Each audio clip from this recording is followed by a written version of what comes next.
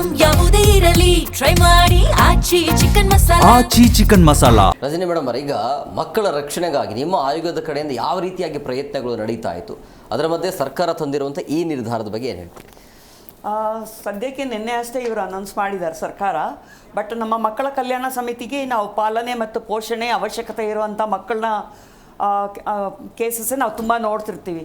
ಹೀಗಾಗಿ ನಮ್ಮಲ್ಲಿ ಸಾಕಷ್ಟು ಜನ ಮಕ್ಕಳು ಇದಕ್ಕೆ ಮೊಬೈಲ್ ಹವ್ಯಾಸಕ್ಕೆ ಒಳಗಾಗಿ ಹಾಳಾಗಿರೋದು, ಕುಟುಂಬ ಮಟ್ಟದಲ್ಲಿರ್ಬೋದು, ಸಾಮಾಜಿಕ ಮಟ್ಟದಲ್ಲಿರ್ಬೋದು ಹಾಳಾಗಿ ತುಂಬ ಜನ ವಾಪಸ್ ಎಷ್ಟು ಪ್ರಕರಣಗಳಾಗಿದೆ ಅಂತಂದರೆ, ಮನೆಯಲ್ಲಿ ಹಳ್ಳಿನಲ್ಲಿ ಕೂಡ ಎಷ್ಟು ಪ್ರಕರಣ ಆಗಿದೆ ಅಂತಂದರೆ, ಜೋಳನ ಮಾರಕ್ಕೆ ಅಂತ ತಂದೆ ತಾಯಿ ಇಟ್ಟಿರೋದನ್ನ ಅಷ್ಟು ತಗೊಂಡೋಗಿ ಮಾರಿಬಿಟ್ಟು ಮೊಬೈಲ್ ತಗೊಂಡಿದ್ದಾರೆ ಅಂತ ಒಂದು ಪ್ರಕರಣ ಇದೆ.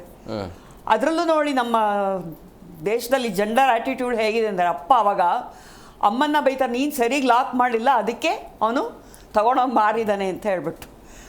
ಅಂದರೆ ಮಕ್ಕಳನ್ನ ನಿಯಂತ್ರಣ ಮಾಡೋಕ್ಕಾಗದೇ ಇರೋವಾಗ ಈ ಥರ ಒಂದು ಬ್ಲೇಮ್ ಮಾಡೋವಂಥದ್ದು ಪ್ರಕರಣ ಇದೆ. ಮತ್ತು ಈ ಮೊಬೈಲ್ ಇದರಿಂದ ಅವರು ಏನೋ ರೆಫರೆನ್ಸ್ ಮಾಡೋದಕ್ಕಿಂತ ಹಾಳಾಗಿರೋದು ಎಷ್ಟು ಅಂತಂದರೆ, ಈ ಲೈಂಗಿಕತೆ ಮತ್ತು ಗೇಮ್ಸ್ ಬಗ್ಗೆನೇ ತುಂಬ ಹಾಳಾಗಿದ್ದಾರೆ. 10ನೇ ಕ್ಲಾಸ್ ಆದರೂ ಒಂದು ಅಕ್ಷರ ಓದಕ್ಕೆ ಬರೋದಿಲ್ಲ, ಆದರೆ ಮೊಬೈಲ್ ಬಳಕೆಯಲ್ಲಿ ಮಾತ್ರ ಸೂಪರ್ ಆಗಿರ್ತಾರೆ. ನಾವು ಇಂಥ ಮಕ್ಕಳನ್ನ ರಕ್ಷಣೆ ಮಾಡಿ ನಮ್ಮ ಒಂದು ರಕ್ಷಣಾಲಯದಲ್ಲಿ ಇದು ಮಾಡುವಾಗ ಇಬ್ಬರು ಹುಡುಗರು ಮೊಬೈಲ್ ಅಡಿಕ್ಟ್ಸು. ಒಬ್ಬ ಹುಡುಗ ಇನ್ನೊಬ್ಬ ಹುಡುಗನ ಮೇಲೆ ಯು ಆರ್ ವೆರಿ ಸೆಕ್ಸಿ ಅಂತ ಬರೆದಿದ್ದ. ಹೀಗೆ ಈ ಥರ ಇಷ್ಟು ಒಂದು ಮುಂದುವರೆದಿದ್ದಾರೆ. ಆ ಒಬ್ಬ ಹುಡುಗಂಗಂತೂ ಓದೋಕ್ಕೆ ಬರ್ತಿರ್ಲಿಲ್ಲ. ಇನ್ನೊಬ್ಬ ಹುಡುಗ ತುಂಬ ಚೆನ್ನಾಗಿ ಓದ್ತಿದ್ದ. ಅವನನ್ನು ರೀಹ್ಯಾಬಿಲಿಟೇಟ್ ಮಾಡೋಣ ಅಂತ ಹೇಳಿಬಿಟ್ಟು ಬೇರೆ ಒಂದು ಒಳ್ಳೆಯ ಶಿಕ್ಷಣ ಸಂಸ್ಥೆಯಲ್ಲಿ ಇಟ್ಬಿಟ್ಟು ಅವನಿಗೆ ಓದೋಕ್ಕೆಲ್ಲ ಕೊಡ್ತಿದ್ವಿ. ಆದರೆ ಅವ್ನಿಗೆ ಎಷ್ಟು ಗೀಳಾಗಿತ್ತು ಅಂದರೆ ಮತ್ತೆ ಅಲ್ಲಿಂದನೂ ಓಡ್ ಹೋದ. ಅವ್ರ ತಂದೆ ತುಂಬ ಸಂತೋಷ ಪಟ್ಟಿದ್ರು, ಅವ್ರ ತಂದೆ ತಾಯಿ ಈಗ ಬದಲಾಗಿದ್ದಾನೆ, ಹುಡುಗ ಚೆನ್ನಾಗಿದ್ದಾನೆ ಅಂತ ಹೇಳ್ಬಿಟ್ಟು. ಆದರೆ ಮತ್ತೆ ಇನ್ನೊಂದ್ಸತಿ ಬಂದ್ರೆ ನೋಡೋದು ಓಡು ಹೋಗಿದ್ದ. ಅವ್ರ ತಂದೆ ಆ ದುಃಖ ತಳಿಲಾರದೆ ಆತ್ಮಹತ್ಯೆ ಮಾಡ್ಕೊಂಡ್ರು.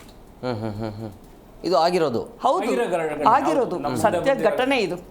ಮತ್ತೆ ಇನ್ನೊಬ್ಬ ಹುಡುಗ ಏನು ಓದಕ್ ಬರ್ತಿರ್ಲಿಲ್ಲ. ಅವ್ರ ತಂದೆ ತಾಯಿ ನಮ್ಗೆ ಈ ಹುಡುಗನೇ ಬೇಡ, ನೀವೇ ಇಟ್ಕೊಳ್ಳಿ ಅಂತ ಬಿಟ್ಟು ಹೋಗ್ಬಿಟ್ರು. ಪೋಷಕರಿಗೂ ಕೂಡ ಭಾರ, ಪೋಷಕರು ಕೂಡ ಭಾರ ಆಗ್ಬಿಟ್ಟಿದೆ, ಅಷ್ಟೊಂದು ಇದು.